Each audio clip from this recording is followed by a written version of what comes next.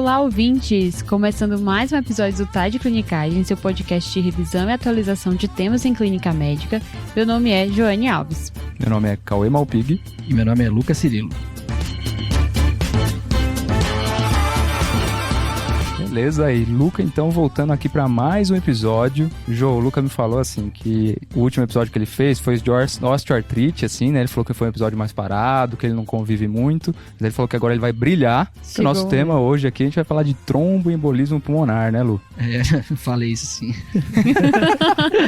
Vou brilhar muito aqui. É uma honra, né? Uma honra. Então, é um tema bem do dia a dia do clínico também, só que a gente muda de cenário, né? Sai do ambulatório e agora volta pra emergência pra atender esse paciente, né, Luca? Uhum. E é legal porque, apesar de a gente já ter alguns episódios aí sobre esse tópico específico, sempre tem dúvida, então vale a pena a gente trazer 7 armadilhas sobre TEP. A gente tem, então, o episódio de TEP, o episódio 30, que revisou o guideline da ESC de 2019. E a gente tem outros que são comemorativos aí também, né? Que conversam um pouco. Tem o episódio de TVP, que é o episódio 88, que vai revisar tanto critérios como o tratamento, escolha da anticoagulação. Uhum. E a gente tem o segundo bolos, que é o episódio do dedímero. Que também é importante pra gente ouvir, né? E realmente conversa bastante com a conversa que a gente vai ter hoje, né? Exato. E não só isso, né? Não satisfeitos, temos tema no guia, tem uma revisão de TEP, e no curso de pronto atendimento do TTC, o ilustríssimo Cauê dá uma aula de tromboembolismo pulmonar. Então, pessoal,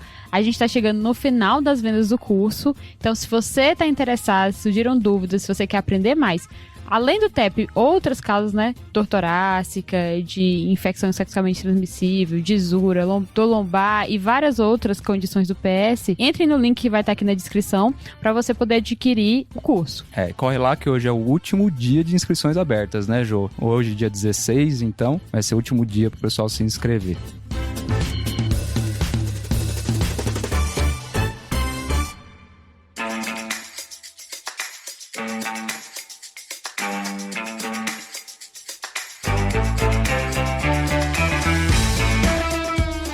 E aí, apesar da gente ter tudo isso de conteúdo de tromboembolismo pulmonar, a gente achou que era necessário a gente fazer um episódio de 7 armadilhas sobre TEP.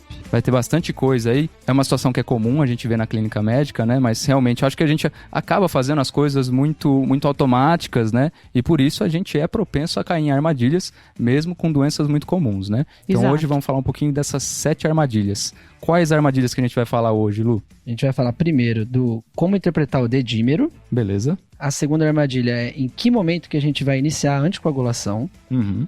A terceira armadilha é como fazer uma estratificação de risco. A quarta é quando trombolizar o paciente. Certo. A quinta é qual anticoagulante iniciar, dependendo da estratificação de risco. Beleza. A sexta, polêmica, TEP subsegmentar ou assintomático, qual que é o tratamento. Vai dar pano pra manga, hein? Isso. E por fim, uma atualização de TEP na gestante. Fechou. Eu acho que vai dar pra gente conversar bastante sobre essas situações. Começar aqui na primeira armadilha então, tá? Quando que a gente pede o dedímero numa suspeita de TEP e também como que a gente faz o ajuste do dedímero. Perfeito. O dedímero, ele é um aliado aí da investigação de trombose venosa, já há muito tempo, muito utilizado no pronto-socorro. Só que tem que passar um pente fino, tem até o episódio do bolos, pra gente entender um pouquinho como que a gente vai fazer uma análise mais criteriosa dele, porque ele pode passar a perna na gente. Uhum. Tá? Então, assim, existe 2 maneiras da gente, primeiro de tudo, estratificar o nosso paciente, antes mesmo de exame laboratorial. Tá. Você pode, por exemplo, estimar o risco do paciente de ter TEP só pela história clínica dele e apresentação, uma estimativa subjetiva. Sim. E quando o clínico julgar que isso é acima de 15%, você já deveria prosseguir a investigação. Certo. Ou então usar um dos scores clínicos. A gente tem o mais famoso, o Wells, o score de Wells para TEP. Lembrar que é diferente do score de Wells para TVP. Exato. Sim. Tá certo? Eu acho que é interessante pontuar só, né? Você falou da probabilidade clínica, né? Do nosso raciocínio e também do score. Quando a gente vê na literatura, essas coisas se equiparam, né? Em termos de eficácia. Mas realmente, assim, para tentar unificar, talvez seja melhor a gente usar mais o Wells, né? Até pra gente conseguir conversar melhor entre um médico e outro e a gente conseguir unificar a nossa conduta, né? Exatamente. E tem uma outra questão que quando a gente usar o Wells, por ser um score, a gente consegue ter um valor bem objetivo para tomar a conduta. Então, entrando no dedímero, se a gente tem um Wells abaixo, menor ou igual a 4, Tá. e a nossa suspeita, a gente está preocupado com TEP, a gente solicitaria o dedímero. Certo. Aí qual que é a questão, e aí o que os guidelines e cada vez mais estudos vêm trazendo? É como que a gente aumenta o rendimento desse exame frente à possibilidade de alguns fatores confundidores no meio do caminho. Porque o dedímero não é nada específico de TEP ou TVP, né? Exatamente. Então tem muitas condições que podem falsear. O dedímero acaba sendo um subproduto da degradação da fibrina, então o que é ótimo, porque vai ser um marcador muito sensível em qualquer processo de trombose aguda. E aí das principais condições que a gente tem que tomar cuidado, acho que 5 aqui vale destaque, né? Paciente oncológico com processo neoplásico, paciente com infecção ou um processo inflamatório em atividade, Tá. gravidez, internação prolongada e o outro que, inclusive, é o primeiro tópico que a gente vai conversar, que é a idade avançada. Beleza. Então, os guidelines já trazem, tem um estudo muito interessante do JAMA, que é o ADJUST, né, que ele pontua simplesmente, paciente com o passar da idade tende a níveis mais elevados nos testes de dedímero. Certo. E isso pode atrapalhar a gente na hora de interpretar. Uhum. Então, o que o estudo pegou foi o seguinte, pega o valor da idade do paciente e multiplica por 10. E esse seria o valor corrigido do dedímero do paciente. Então aqui o valor de corte do dedímero é a idade vezes 10 nanogramas por ml, né? Isso. Porque pode ser que mude um pouco a unidade dependendo do laboratório, né? Isso, tem que analisar qual que é o kit que está sendo utilizado, porque o estudo fez com nanograma por ml. Certo. Tá certo? E aí, assim, o corte padrão seria 500. Então, até 50 anos não tem correção para a idade. Ótimo. Acima de 50, aí faz essa conta. O interessante desse estudo é que o maior rendimento que apresentou foi quando o indivíduo era acima de 75 anos. Tá. Então, a ideia que a gente traz aqui é, quanto mais idoso o indivíduo, talvez ele se beneficie dessa correção pela idade. No estudo, ele fala que, por exemplo, em pacientes acima de 75, 1 em cada 3 pacientes teve o diagnóstico de TEP quando o corte foi ajustado. Certo. Da mesma maneira, evitou a solicitação de angiotomo numa parcela significativa de gente que ficaria entre o corte e a idade ajustada. Beleza. E um outro estudo bem interessante também é o YEARS, né? Que aí ele vai para um outro caminho, ele vai pegar 3 itens dos critérios originais do Wells, que são os itens que mais se correlacionaram com a probabilidade do paciente ter TEP só pela história clínica. Tá. E aí os itens que ele traz são sinais clínicos de TVP, então edema em membro inferior, calor, hemoptise e se o clínico acha que TEP é o diagnóstico mais provável. Tá. E aí, como que a gente vai fazer essa análise? Se o paciente não tem nenhum desses critérios do YEARS, desses 3 critérios, a gente pode colocar o corte do dedímero para 1000. Tá. Simplesmente dobra o corte. Certo. Se o paciente tiver qualquer um desses critérios, aí a gente usa o corte padrão de 500. Tudo bem. Tá? Nesse estudo, teve uma redução de 14% de solicitação de tomografia no pronto-socorro. E não mudou o desfecho desses pacientes que acabavam recebendo alta, né? No segmento, a Que é o mais segurança importante. foi semelhante. Fechou, Lu. Então, fechando a armadilha aqui, lembrando que pro paciente que fecha um Wells menor do que 4, a gente vai pedir o dedímero. E aí o dedímero a gente tem 2 formas de tentar fazer um ajuste aqui. A gente pode fazer o ajuste do dedímero para a idade, então vai ser um corte de 500 até 50 anos. Acima de 50 anos a gente vai fazer o ajuste de 10 vezes a idade. E aí a outra maneira então da gente fazer esse ajuste é colocando o paciente nos critérios de YEARS. Aí o YEARS, se ele tiver aquelas 3 perguntas negativas, a gente vai usar um corte de 1000. Se ele tiver qualquer uma delas positiva, a gente vai usar um corte de 500, então. Perfeito, é isso. Beleza. E aí, se você vai usar um ou outro, vai de cada caso, né? Acho que o paciente mais idoso é aquele que a gente tende a ir pro ADJUST. E o paciente que talvez tenha algum comemorativo clínico aí do YEARS, a gente segue o algoritmo do YEARS. Ótimo. Aí vai um pouquinho do feeling clínico também, né? Tá, Cauê, pensamos agora no usar o dedímero e tentar fazer esse diagnóstico aí clínico, né? Mas existe já, nesse primeiro momento, a dúvida em relação ao momento de iniciar a anticoagulação, que é a nossa segunda armadilha. Beleza, Jô. Então, já para começar com essa armadilha, eu quero trazer a recomendação do guideline da ESC de 2019, tá? Tá. Eles colocam no guideline que pacientes de intermediária ou alta probabilidade para TEP, eles devem ser anticoagulados enquanto eles esperam pelos resultados dos testes diagnósticos do TEP, tá? Então Tá. é mesmo antes do diagnóstico o que o guideline recomenda. Eu acho que vale a pena a gente tentar entender um pouquinho o porquê disso, da onde vem essa recomendação. Para começar, de todos os pacientes que a gente suspeita de TEP no pronto-socorro, só por volta de 10 a 30% vão realmente ter o diagnóstico confirmado, tá? Tá. Então, realmente, uma coisa que a gente tem que se perguntar é, vale a pena a gente fazer anticoagulação pré-emptiva para esses pacientes? Será que muda desfecho, né? Todo mundo se preocupa com um risco de sangramento, né? Acho que é essa a principal preocupação que vem aqui na cabeça. Exatamente, Jô. O que a gente tem que colocar no peso também é que diagnóstico de TEP no pronto-socorro, muitas vezes ele sofre um certo atraso, tá? Tá. A média, sem falar em termos de gravidade do paciente, é de um atraso de 2,4 horas. O que é significativo, né? Desde o momento que o paciente bateu no pronto-socorro, ele esperar até 2,4 horas para ter o diagnóstico é significativo. Nesse levantamento americano, ele viu que até 25% dos pacientes tinham um atraso muito maior, que era de 7,6 horas, tá? Nossa. Então é um atraso muito significativo para uma doença que é potencialmente grave. Baseado nesses dados, guidelines mais antigos, até mais antigos do que o ESC de 2019, eles já mantinham essa recomendação de anticoagulação preemptiva no paciente com probabilidade intermediária a alta de TEP, mas baseado em opinião do especialista. Só porque a gente sabia que ia ocorrer esse atraso, e a gente sabia que era uma doença grave, e existiam dados de estudos retrospectivos que viam que paciente que tinha confirmado o diagnóstico de TEP e atrasava muito a anticoagulação tinha desfecho pior. Tá? Aí em 2012, a gente teve um estudo que avaliou os riscos e os benefícios dessa conduta de anticoagulação preemptiva, tá? Ele comparou duas estratégias, tratamento com heparina de baixo peso molecular ou não tratamento até a confirmação ou exclusão do TEP. E aí eles fizeram análises separadas tanto para o score de Wells quanto para o score de Genebra. E aí o que eles viram? Eles viram que existia um benefício em termos de desfecho de mortalidade discreto nos pacientes que tinham um risco de intermediário alto. E esses pacientes que eles eram anticoagulados preemptivamente, eles tiveram pouquíssimo risco de sangramento. Ótimo. Vale a gente reforçar que os desfechos encontrados nesse estudo foram muito discretos, tá? E eles eram mais significativos quando o atraso era muito alto, mais de 2 horas para o paciente de alto risco ou mais de 6 horas no paciente de intermediário risco. Tá. Então, vale a pena a gente pensar. Realmente, eu vou ter uma tendência de anticoagular preemptivamente o meu paciente de intermediário a alto risco, porém, se o atraso do meu diagnóstico não for tão importante, maior que 2 horas, e se ele tiver um alto risco de sangramento, talvez valha a pena eu segurar a anticoagulação nesses casos. Fora isso, se eu for atrasar mais que 2 horas e meu paciente não tem um alto risco de sangramento, eu devo sim fazer anticoagulação preemptiva. Beleza. Mesmo antes do diagnóstico. Faz sentido, né, Cauê? É um paciente que a gente já tem uma suspeição clínica muito alta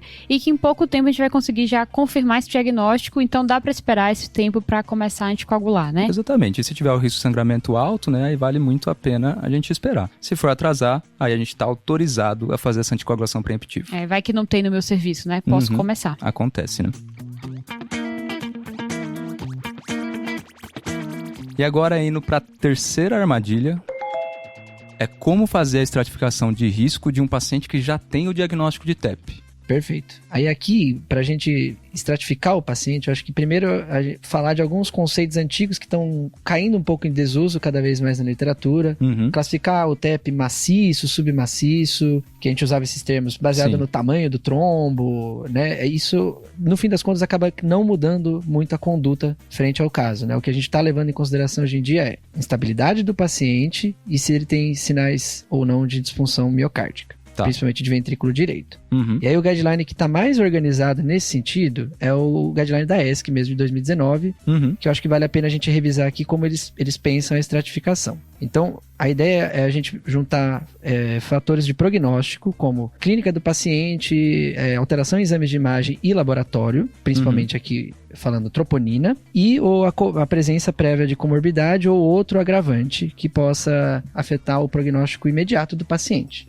Tanto para severidade do episódio atual, como para mortalidade nos primeiros 30 dias. Que são coisas que vai mudar a conduta, mas pontualmente pra gente então, né? Perfeito. E aí o paciente, então, de alto risco é aquele que tem instabilidade hemodinâmica.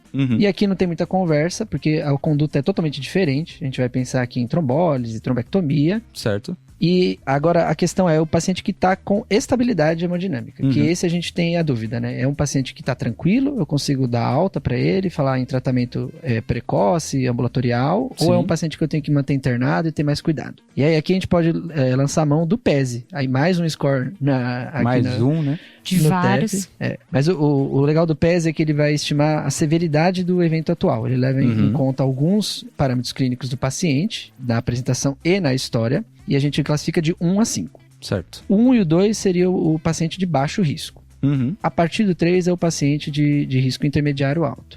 Tá certo? Então, se o paciente tem o PESE maior que 3, ele já é um paciente de risco intermediário. Ótimo. Aqui, nesse momento que a gente vai avaliar se ele tem sinais de imagem, que denotam gravidade, ou alterações laboratoriais que também denotem gravidade. Tá. Quando eu falo em gravidade, eu estou falando basicamente em ventrículo direito, que é o grande medo desse paciente. Certo, então a gente tem um paciente que tem um PES de 3 ou mais, e aí a gente tem alguns exames que a gente tem que pedir para tentar estratificar um pouquinho melhor esses pacientes. Quais são esses exames? Perfeito. Então, na imagem, a gente pode usar tanto o ecocardiograma transtorácico, como até a tomografia mais recente está entrando forte na avaliação de função de ventrículo direito.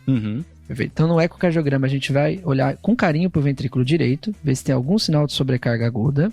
E na tomografia, a gente também consegue ter uma avaliação. Aí vale a pena pedir ajuda do radiologista, certo, para ver se tem sinais de sobrecarga também de VD tomográficos. Tá. E no quesito laboratório, o que o guideline da ESC traz com mais ênfase é a avaliação da troponina. Tá certo? E aí, com esses dois exames, a gente consegue estratificar o paciente em risco intermediário alto ou risco intermediário baixo. O paciente de risco intermediário baixo é aquele que tem o PES maior que 3 e não tem alteração tanto em exame de imagem como em laboratório. Então, eco normal, tomo normal e uma troponina negativa. Tá. Se o paciente apresenta ou exame de imagem ou troponina positiva, ele vira um intermediário alto risco. Por que isso é importante? Que talvez esse é o paciente que tem maior probabilidade de degringolar. E isso vai ser um fator determinante para a gente decidir como que a gente vai deixar esse paciente monitorizado e até qual anticoagulante que a gente vai usar nele. Muito bom, é importante, né? Esses pacientes de intermediário alto risco, nas primeiras 72 horas do evento, eles têm um risco maior de realmente evoluir para uma instabilidade, né? Então, esses pacientes é interessante deixar eles monitorizados em UTI, pelo esse risco de evolução em 48, 72 horas. E também vai mudar um pouquinho a anticoagulação aqui, porque esses pacientes podem evoluir para uma necessidade de trombólise, se eles evoluírem com instabilidade. É interessante ter esses pacientes na mão, né?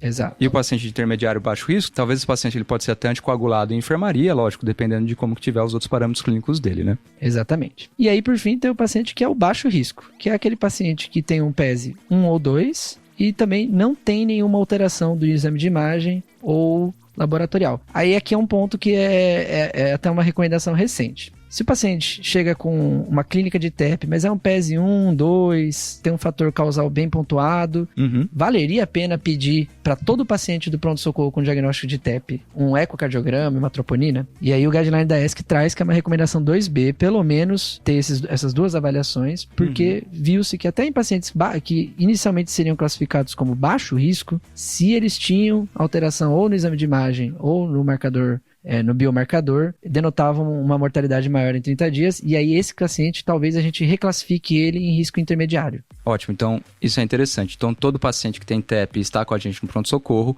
a gente tem que ter esses marcadores, né? Não dá pra gente simplesmente falar que é baixo risco e dispensar para casa. Exato. Até porque uma coisa que eles não consideram, né, na maioria desses scores, é saber qual é a reserva funcional, a reserva cardiológica que esse paciente já tem prévio, né? Então, pode ser que eles tenham um PES baixo, mas que ele não tenha tanta reserva para conseguir tolerar essa mudança, mesmo sendo um TEP que não trouxe instabilidade hemodinâmica, né? Nem tudo que a gente vê, de fato, ainda está acontecendo, né? Exato.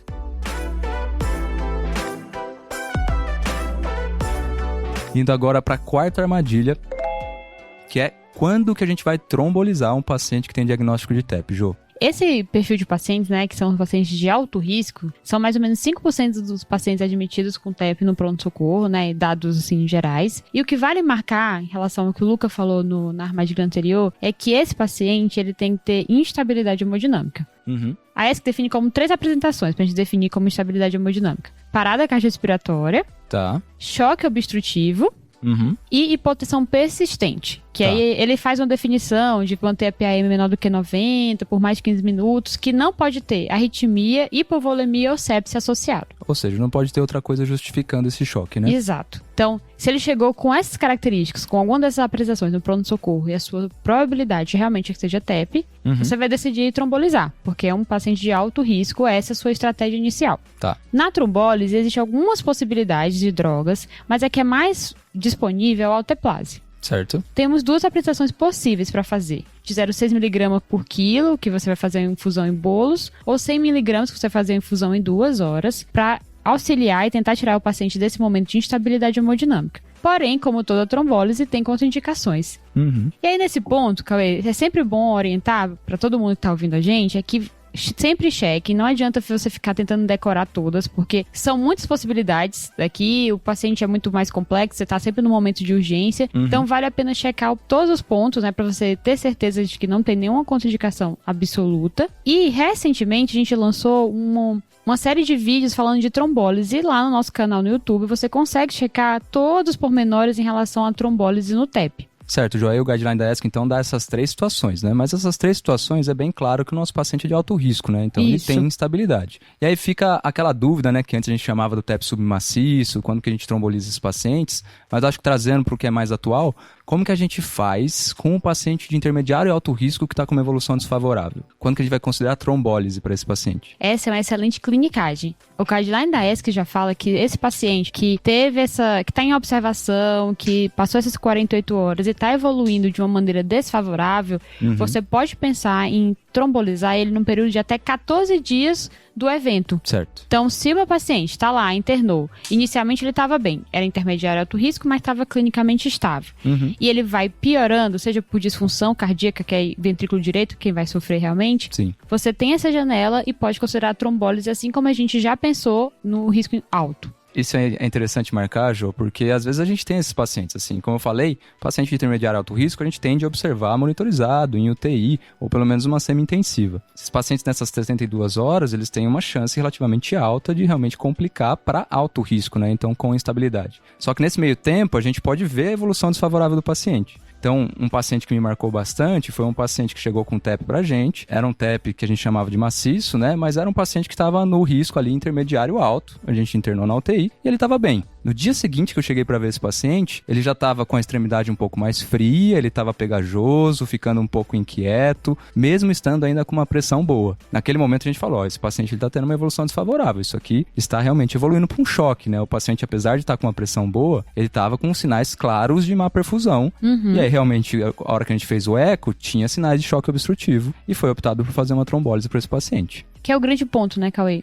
Uma coisa que o guideline da ESC também bate é que a gente não sabe qual é essa reserva do paciente. Então, esse paciente deve ter evoluído, ele devia estar bem, mas começou a ter tanta disfunção de ventrículo direito até um ponto que evoluiu pro choque mesmo, né?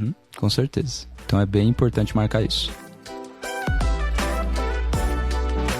Agora, a quinta armadilha é qual o anticoagulante que a gente vai escolher a depender do risco do paciente. Se é baixo, intermediário ou alto risco. E aí, Luca? Perfeito. Então, aqui vamos começar de baixo para cima. Certo. O paciente baixo risco, a preferência de todos os guidelines é pelos anticoagulantes orais diretos. Os DOACs, Os né? DOACs. Inclusive, tem episódio recente, né? O episódio 160, 7 armadilhas dos DOACs.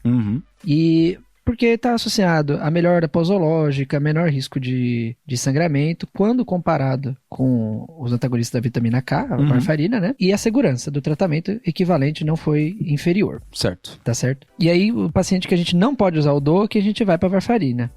Né? Aí seria o paciente com SAF e disfunção renal grave, aí taxa de filtração abaixo de 15, ainda não tem muito estudo com perfil de segurança. Beleza. Tá? E lembrar que a gravidez também acaba sendo, não é o anticoagulante de escolha, aí a gente vai para as heparinas. Ok. Lembrando que, né, as únicas terapias que não precisam de ponte dos anticoagulantes diretos é a rivaroxabana e a pixabana. Essas têm dose de ataque, né, Lucas? Isso. Então, geralmente a gente faz a dose ou da rivaroxabana, 15mg 2 vezes ao dia por 21 dias, né, para depois fazer a transição para a dose de manutenção. Certo. E a pixabana? E a pixabana é 10mg, 2 vezes ao dia também, nos primeiros 7 dias. E aí depois a dose de manutenção, 5mg, 2 vezes ao dia. Beleza, então todas as outras medicações, né? Então warfarina, fondaparinux, edoxabana, elas precisam de ponte, né? Precisam de ponte. Aí Beleza. se o paciente não puder utilizar o DOAC ou for utilizar uma dessas, a recomendação é que a ponte seja feita com a heparina de baixo peso molecular, a famosa enoxa. Certo. Beleza. E aí, os detalhes, né? Pelo menos 5 dias de enoxaparina. Se a gente usar a warfarina, a gente ainda mantém por mais 48 horas com INR em faixa. Tá bom. Para trocar pela terapia só com a warfarina. Tá. E os outros, né? Então, edoxabana e dabigatrana seria por 5 dias, né? Porque a gente não faz controle de faixa, então não precisa, depois de 5 dias, a gente suspende a enoxaparina e deixa só as medicações de uso contínuo. Exato. E aí, então, de intermediário risco, Lu, como que a gente faz? Isso. O intermediário risco é o paciente que a gente obrigatoriamente vai iniciar o tratamento internado. vai manter ele em observação clínica, seriar exames, ver como é que está a evolução. Nesse paciente, a preferência, não tem dúvida, é a heparina de baixo peso molecular, a enoxaparina. Certo. Você pode fazer tanto 1 mg quilo 2 vezes ao dia, como aquela dose diária de 1,5 mg quilo dia. Tá. Em aplicação única. Pelo menos as primeiras 72 horas do tratamento. Para depois a gente transicionar para via oral, né? Isso, ou aí para depois transicionar para o tratamento que o paciente vai fazer a anticoagulação dele a longo prazo.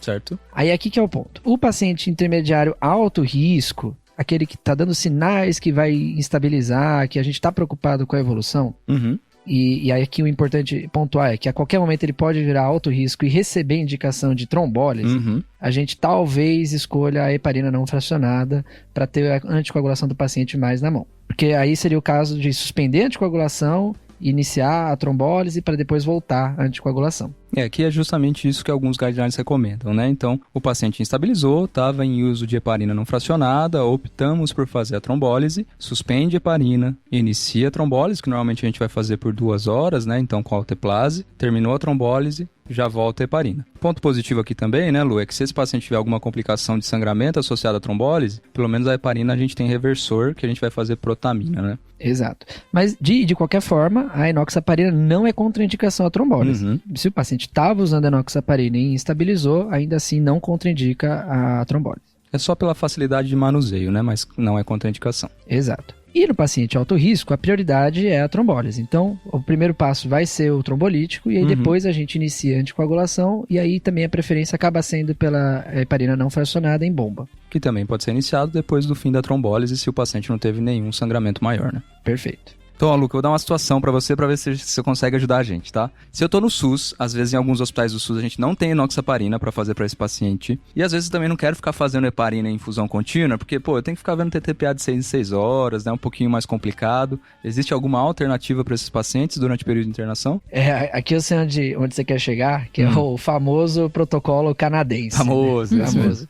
Então, assim, eu acho que tem a enoxaparina, ela é a heparina de escolha no paciente internado, mas tem aquela situação que é o paciente que está na enfermaria, é um TEP intermediário, baixo risco, que tem dificuldades, principalmente técnicas, para monitorização do tratamento com heparina não fracionada. Então, aquele serviço que a gente não consegue ficar coletando TTPA de 6 em 6 horas direito, né? Falta aí essa organização na unidade e tudo mais, né? Exato. Isso, inclusive, aumenta até o risco da terapia. De sangramento, né? Exato. E aí, esse protocolo, ele é um estudo, na verdade, foi uma meta-análise de um grupo canadense, que já é citado tanto no guideline da CHEST como da Blood, como uma alternativa para anticoagulação com heparina não fracionada subcutânea. Tá certo? A evidência é 2C, mas, de qualquer forma, ele tem um pouco de respaldo para a gente utilizar, tendo em mente essa situação excepcional. Tá certo? Como que ele é feito? A gente vai utilizar uma dose de ataque de 333 unidades por quilo, subcutâneo, e depois a manutenção de 250 unidades por quilo a cada 12 horas. Tá? Os cuidados que a gente tem que prestar atenção. Se a gente fizer a conta, no indivíduo de 70 quilos, de liquenin vai dar aproximadamente 3 a 4 frascos por aplicação. E se for aquela heparina 1.000 unidades por ml, vai dar algo em torno de 17, 18 ml. É um volume muito maior, né? Exato. Então, assim, tem que orientar o rodízio das aplicações, não pode infundir todo esse volume no mesmo sítio de punção. E tomar cuidado, aquele paciente que talvez tenha um risco aumentado de sangramento, não tenha tanto tecido adiposo, essas situações a gente aí vai ter que fazer o sacrifício e manter o controle laboratorial com TTPA. Justo. Então, os pacientes de intermediário baixo risco estão indo bem, né? E a gente tem que usar essa alternativa. Parece ser uma boa solução, né? Muito bom.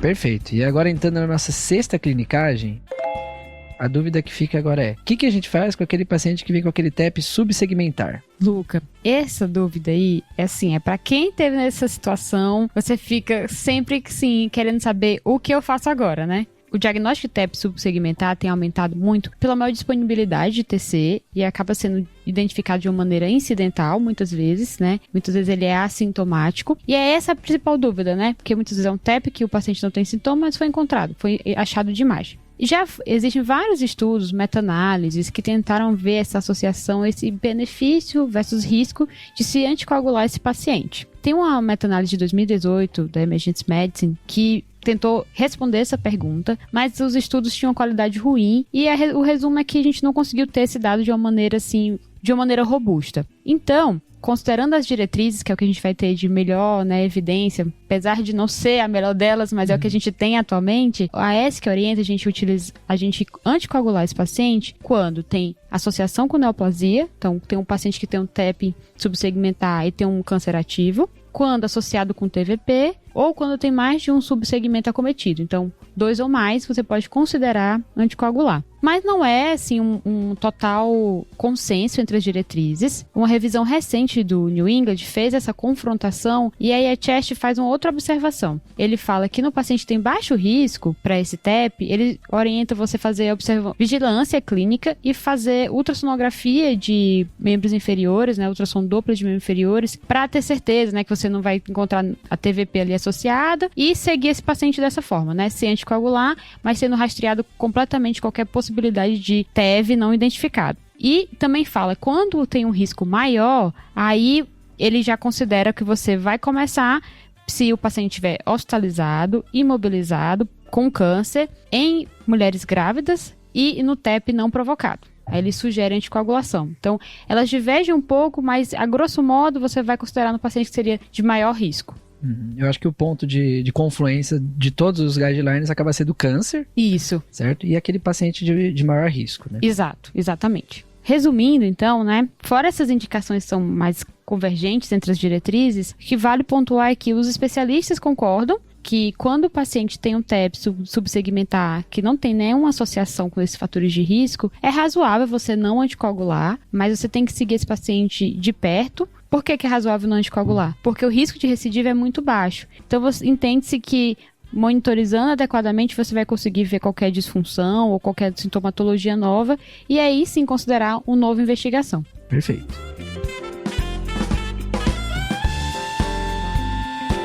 E a 7ª armadilha, Cauê, é TEP na grávida. Aqui vou transformar em 3 armadilhas, tá, Jô? Tá. Então a gente vai conversar um pouquinho do dedímero, anticoagulação de escolha e trombólise na paciente grávida. Beleza, então vamos começar com o uso de dedímero na grávida. Então, Jô, falando do dedímero, como o Luca falou lá na primeira armadilha, né, a gravidez é uma das situações que aumenta o dedímero. Porém, a gente deve usar o dedímero para diagnóstico de TEP em pacientes grávidas, tá? Então, se a gente tem uma paciente com baixa a intermediária probabilidade, a gente vai sim solicitar o dedímero para essa paciente. E se esse dedímero vier positivo, a gente prossegue a investigação. Tá. O que muda um pouquinho aqui é como que a gente vai prosseguir a investigação para essas pacientes. Primeiro exame vai ser ultrassom de membros inferiores. Se vier com TVP, a gente inicia a anticoagulação e maneja como se a paciente tivesse TEP porque ela tem sintomatologia compatível. Beleza. Agora, se vier negativo o TVP, vale ressaltar que angiotomografia de artéria pulmonar não é contraindicada nessas pacientes. Lógico, a gente evita pelo quesito da radiação e pelo risco fetal, mas se eu tenho um ultrassom de membros inferiores negativo, eu tenho que prosseguir a investigação dessa maneira. Uma opção aqui seria a cintilografia ventilação-perfusão, que está associado com menos irradiação, porém é um exame muito menos disponível, né? Exato. E aí, se o exame vier positivo, a gente vai conduzir como um TEP. Se o exame vier negativo, a gente exclui o diagnóstico, normal. Tá. Então, partindo do ponto que a gente confirmou o diagnóstico, como é que a gente vai anticoagular essa paciente? Certo. Então, lembrar que aqui a anticoagulação de escolha muda um pouco. Tá. Para essas pacientes, a anticoagulação vai ser heparina de baixo peso molecular. Aqui não tem muito para onde correr. Não vamos usar a varfarina, não vamos usar os DOACs, como a gente tem nas outras situações. Vale a pena ressaltar que o uso da heparina não fracionada também é seguro nas grávidas, mas a preferência é pela heparina de baixo peso molecular, ou seja, a enoxaparina, tá? Beleza. E aí, Cauê, vem a dúvida que passou pela cabeça de todo mundo que ouviu esse episódio. Posso trombolizar na gravidez? Aqui difícil, né, Jô? Assim, pelo menos eu nunca cheguei nessa situação que eu tive que trombolizar uma paciente grávida. Mas sim, se eu tenho uma paciente grávida com TEP de alto risco, a trombólise está indicada, salvo ela tenha alguma outra contraindicação à trombólise. Tá. Que vale a pena a gente conversar aqui, né? Como a gente tem que prezar pela vida da criança também, é interessante a gente ter uma equipe multidisciplinar envolvida. Então, de preferência, o obstetra tem que estar vinculado ao tratamento e ele tem que fazer o segmento de perto dessa paciente que é de altíssimo risco gestacional. Tá. Beleza? Mas Beleza. não está contraindicada só pela gravidez. Fechou.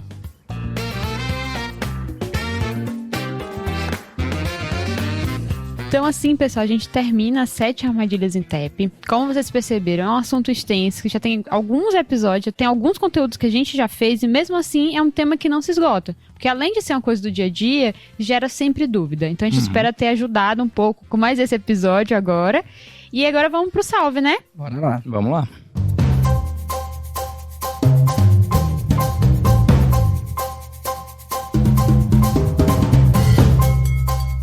Vamos começar com o Luca, né? Nosso convidado. Vamos lá, então. Eu tô devendo esse salve aqui, vou mandar pro Daniel, pro Matheus, pro Lucas, pro Johnny e pro Kaique, que era o meu grupo de internato. Pô, beleza. A maioria, todos eles hoje trabalhando na clínica médica, fanzaços do podcast. Todos clínicos? Tem clínico, tem infecto, mas tá ali, não, né? mas tá ali, né? Todo É, mundo. e honrável pro meu amigo, pro Gustavo, que ele é ortopedista, mas também merece um salve. Ele escuta a gente, Lucas? Ele não vai escutar, mas Então tá bom. só pra ninguém denunciar. Mas tá um salve aí, né? Então um abração, galera. Abraço. E o seu salve, Cauê? Vamos lá, então, meus salves aqui, não posso deixar passar, tá? Que é o grupo de residência que rodou comigo lá na UTI do mês passado, que são os grupos excelentes, tá? Tá. Do grupo de R2, que tava comigo, é o Lucas, a Esther, a Aline e o Vitor. E o grupo de R1, que é a Duda, a Beatriz, o Ayrton, o Gabriel, o Bruno e a Aline, que é da emergência também. Então, mandar um salve, um abração pra essa galera. Vocês são excelentes, tá, pessoal? Foi realmente uma galera. Um abraço, pessoal. Valeu.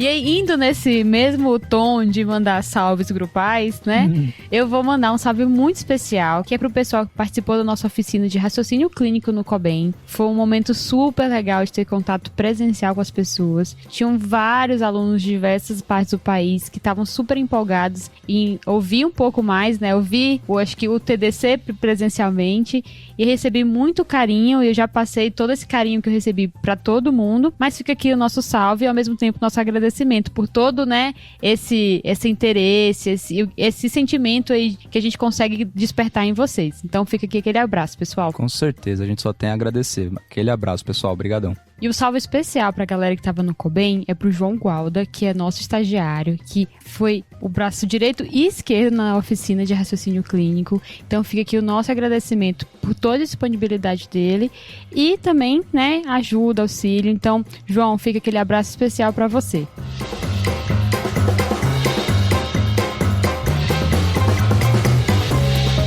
É isso?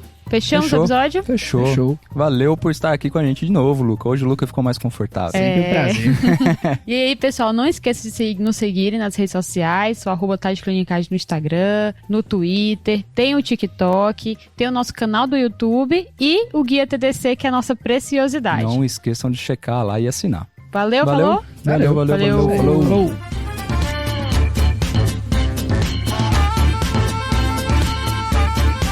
Esse podcast tem como objetivo educação médica. Não utilize como recomendação. Para isso, procure o seu médico.